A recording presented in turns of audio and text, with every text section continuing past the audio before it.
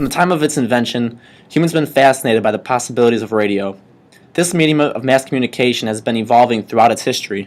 Guglielmo Marconi invented his wireless telegraph in 1895, and inventors have been trying to perfect his invention ever since. On Christmas Eve of 1906, Reginald Fezeden's violin could be heard playing throughout Boston, Massachusetts, for the first ever radio broadcast in America. Good evening. This is Professor Reginald A. Fezend, speaking to you from Bradrock, Massachusetts.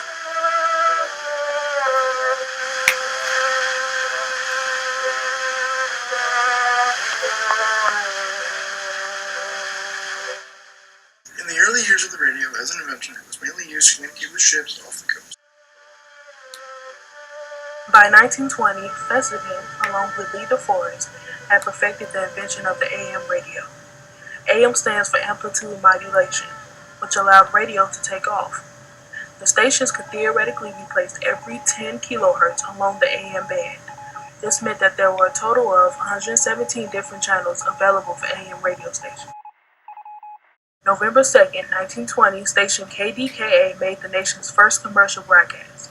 They chose that day because it was election day.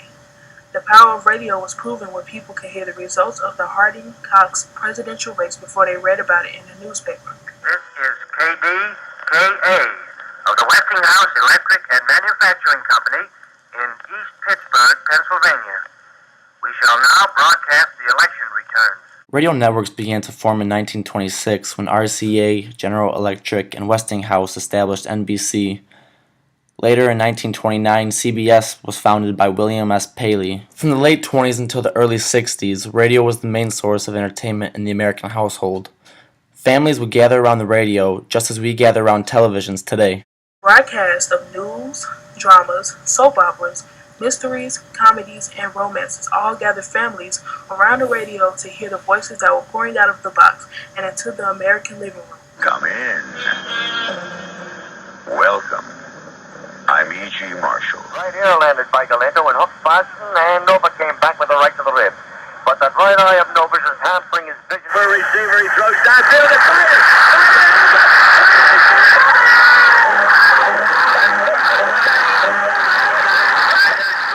On October 30th, 1938, one of the most incredible things occurred in the broadcast.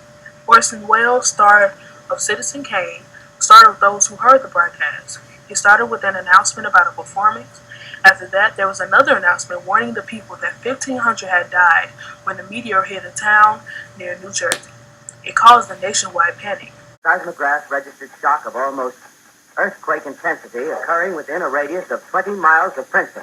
Since radio had developed so much credibility, people would believe the broadcast. The gentleman's indescribable. I can hardly force myself to keep looking at it. So awful. The eyes are black and they gleam like a serpent. The mouth is a kind of V-shape with saliva dripping from its rimless lips. It seemed to quiver and pulsate, and the monster or whatever it is can hardly move.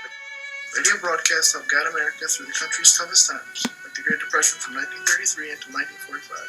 President Roosevelt gave almost weekly fireside chats. In the fireside chats, the president would discuss economic policies and policies regarding the war later on. I can say with utmost confidence that no Americans today or 1,000 years hence need feel anything but pride in our patience and in our efforts through all the years toward achieving a peace in the Pacific. My friends, I want to talk for a few minutes with the people of the United States about banking. The introduction of the television in 1951 brought the decline of in-home radios, and consequently, the end of the golden age of radio broadcasting. By 1954, the revenue for television broadcasters surpasses that of radio broadcasters. Audiences become more intrigued by the stimulation of visual media. Radio has not died out, but rather evolved to remain relevant. One major advancement that led to radio's current state is Edwin Armstrong's invention of frequency modulation, FM radio, in the early 1930s. However, it didn't become popular until the 1960s. FM enabled the transmission and reception of a wider range of audio frequencies, as well as static-free radio.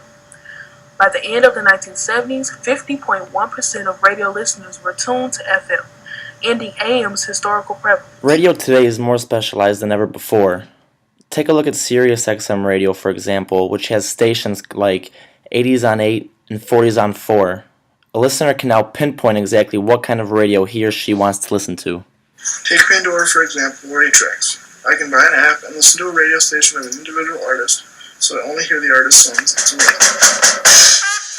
MP3, iPods, Zooms, and other devices have revolutionized the way radio plays music. We no longer have to ride in a car or sit in a house just to hear music. We can now carry around devices that can fit right into our pockets.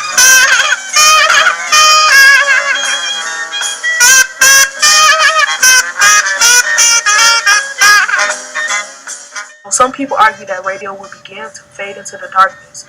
I believe that it will only get better. It all started as a way to get messages to groups of people. It turned into a form of media that can be used in cars, homes, and on the internet. It took so much for the radio to finally be established. Radio is here to stay, even if some radio stations fall off. You will always still have radio.